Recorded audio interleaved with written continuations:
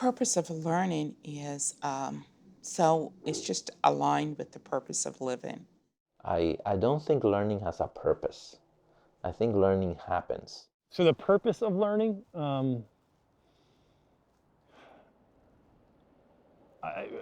for me, I think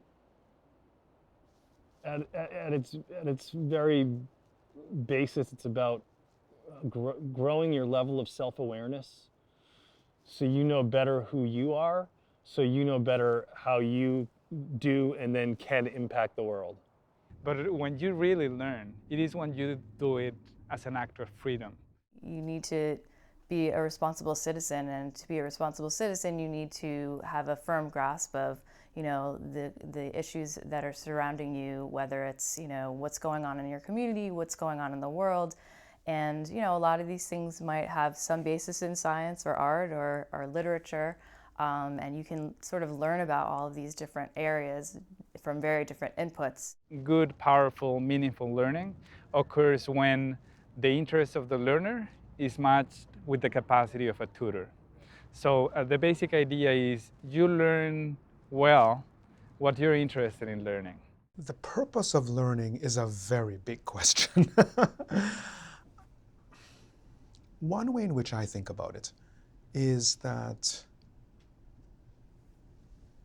and I think it comes from my background as a biologist, one of the fundamental features of all living things is that you change over time, right? And to stay still, in chemical terms or biochemical terms, to reach equilibrium is to die. So living things are always in a process of change, they're always in a dynamic state. And ultimately, I think learning is almost the engine that allows us to continue to be dynamic. So, I want to separate the question of learning from the question of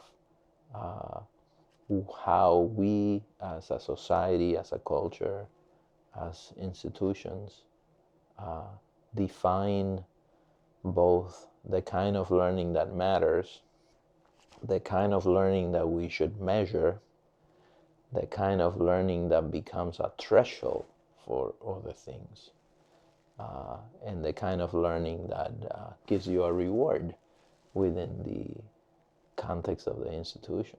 You need communication skills. You need reasoning skills. You need to develop your creative skills. And at Fenway High, specifically, learning is about getting that academic foundation that's going to prepare you to move on to post-secondary learning.